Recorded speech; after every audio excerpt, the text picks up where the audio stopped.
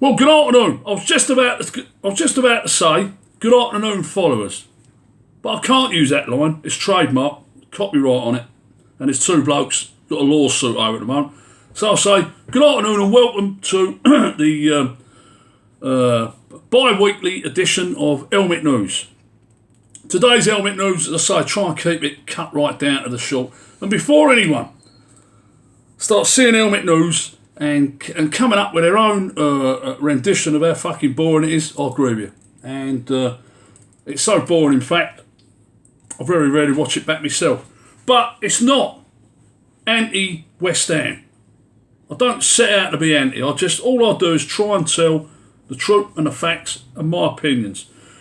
So anything I say today isn't meant to be detrimental to anyone, and I'll just say it. And it's there's enough social media out there. You can either spin on it or you don't. First of all, then the merch. Yeah, the merch is coming right. We've got a new T-shirt coming on hopefully the weekend, and that's the one with the Vic Tavern with Long Live the Bowling sprayed up on the wall, and that's being cut off and it's ready to sort of be JPEG'd off with a photo, and that's ready. The towels, as before, they are online. The claret one's in, the blue one's in, and £3 from every towel. We're up it now. £3 from every towel goes into the Isla Fund. So that's something else, and we've supported that. Well, fuck me, it ain't short of 3 months short of 2 years now. So, but there's plenty of people do good stuff with that, and I'll come up with that a bit later. So that's that. So there's a range of shirts on there, 6 different colours, and there's loads of designs, and we're trying to get rid of the low sellers and keep up the ones that are traditional. New cup today because I'm in a different venue. Tea's a bit more expensive and all. We're talking proper PG tips, not that fucking other stuff that I've been drinking, that Morrison shite. But anyway, so that's that, and it's longlivethebowling.com. Long Live the Bowling itself, the page, exactly the same. Bowling Days is the older page, and Long Live Bowling runs up with topical stuff. And again, you get some. I've got an auction going on at the moment. I'll come on to that and some other stuff. Right, on to the before when I'll come on, I'll leave all the stuff at the end. Onto the club. Well, fucking me, Jesus, my life. They all got Lilos, haven't they? I've got a little one thing. Just to be honest with you, the Huddersfield game. There was a lot of people on social media slagging people off, saying that'll fucking teach you to leave him for the game. You're all plastic supporters. Yeah, that'll teach you to leave him. Should stay at the end. Well, let me fast forward to you to the Everton game when we played piss poor and were 2-0 down. Fuck me, there was people dressed as white seats everywhere. So don't come on with your double standard bullshit about what a real fan is and what ain't. I know plenty of people that don't go so much now, and there'll be more fans than any of you. Right? They're genuine fans that are just fucked up with it. That don't make anyone any better. Right? Some people only go to away games, some people only go to home games, some people go to neither, some people go to both. Right? There's supporters, you can support the club. Like, let's just get that out of the way, all this plastic shit, and people, you always moan about the balls, you're not a true supporter. For fuck's sake, it's football. It's been going on for fucking years. We've just been too content sitting there the way we were at the Bowl-In. I nearly slipped up and called it from Chaz Baxter point of view, and nearly called it Upton Park. But Upton Park, I like to point out, is a tube station on the district line for Chaz and TC and Celts to digest. But I'll move on from them, and so that's that. So and then we got the contrast of the two games where we got a comeback against Huddersfield where. Fuck me, I couldn't believe it. I was looking at these. I couldn't believe the comeback, and it was a good comeback. But you get a little Mexican geezer who's in and out of the team, never scored a goal outside the box, so therefore he's the old fucking Snipper Clark poacher. Bangs 2 goals in. Right now, I thought the team in the second half of that game played like a team and had a bit of bollocks to them. Let's go forward now to, bearing in mind that before the Huddersfield game, we had numerous chances to get to that elusive 7th, which I'll come on to in a minute. But let's fast forward from the Huddersfield game and go back to the Everton game, where we couldn't trap a bag of cement, we couldn't hit a cow's arse with a banjo. At the end of the day, we were that fucking poor, my life, it was awful. But when you look at the line up, the way Pellegrini lined it up, why the fuck weren't the Mexicans starting? Was he injured? honestly don't know. I'm asking. It's a question. It's a question I'm asking. Right? Well, I've got to put this fucking.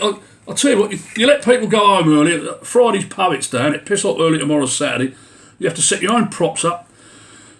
So with his squad, were they injured, or he tried out a new formation, or was he blooding? I wouldn't have minded if he would have fucking stuck 9 people out the under 23s or something in there. You know what I mean? But then again, there's 50, 60,000 people in there paying good fucking money, and they want to see the best team that he's got available. You know, we're out of relegation. We need to be looking to 7th to give it a credible season. Season ain't over yet, admittedly. But are they dodging that 7th place? I'm not saying anyone's corrupt, and I won't say anyone's corrupt. But we keep fucking shitting ourselves. We back off of it. So the Everton game, dire as fuck. Right at the end of the game, as I say, loads of white seats. Where were your loyal supporters then? In the news now, West Ham are. I'm not going to talk about that other club over just the other side of Hackney Wick who opened a new ground. Fuck me, there was West Ham geezers on there creaming themselves about how great that stadium was. Fucking get a grip. We don't. I'll try not to applaud anything they do. Right, but let's come back to the gift that always, the gift that always gives, and that's West Ham. Now, there's a little bit on there about away season tickets, and you can't sell them. And there was something in there. I've had a look at the law, and I've gone through the law that you've got to carry some sort of ID. Every bollocks. The ID things was going to be introduced. If you're trying to get into a stadium, for instance, and they want to introduce a fingerprint ID or anything like that, they're quite within their rights to it, because you're actually going into a building. But they're not going to fucking pull you up outside and say, have you got any ID on you? They're not the law. Right? Even the law can ask you and you can refuse. It doesn't help you. But at the end of the day, I carry it. But that's because I have to, because it's credentials for me. But at the end of the day, you don't know. So they're trying to wipe out everyone who perhaps will sell it on for the same price, if you like. I know people that sell it on. They pay 30 quid, they sell it for 30 quid.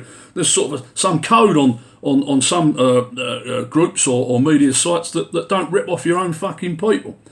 There's others that tout it off, and I can see what they're saying there, but then they should trace that back. And if you want to tout saying, look, £150 and someone's caught you, then you but for fuck's sake, this big brother thing's getting out of hand. But that's that. Someone else is going to take that mantle up.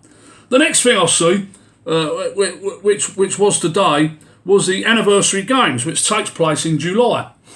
Now, is this complete bullshit? I mean, I can go back to David Gold's interview, if you like, at the old bowling. I nearly got that wrong. At the old bowling, where he said the seats here will be as near the new place what they are here. Well, let's roll on from when he said that, and we're in 2019 now, and they're nowhere near it. Now, I don't know what he was on, what sort of horse chestnut mushrooms the man was on, but obviously someone's fucking spinning him a yarn. We ain't got them seats. Right, the anniversary games.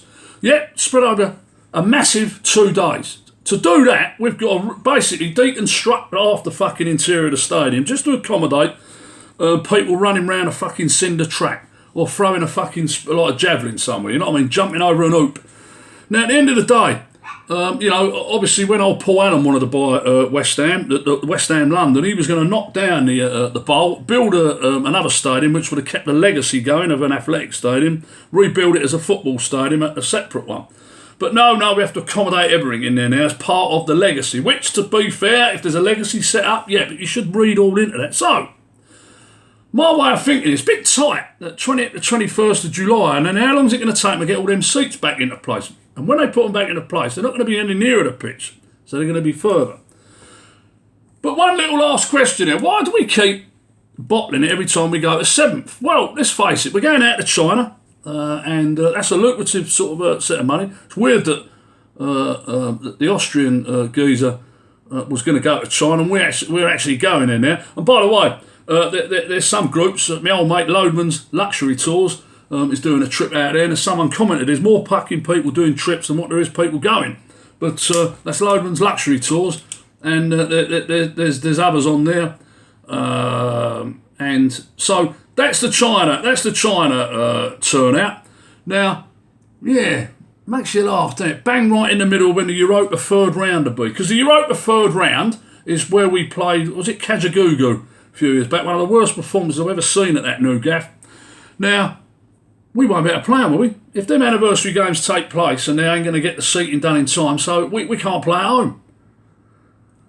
I'm not insinuating that the players going out, look, we don't need to get into your overthrow this game, but obviously these line-ups and the commitment and all that, look, you know what I mean? Fancy China, there's a little bonus there, we're earning some, you know what I mean? You're hoping it means that. Well, let's get away from all them conspiracy theories and tell it like it is. Nothing surprised me over there, and I'll just report it.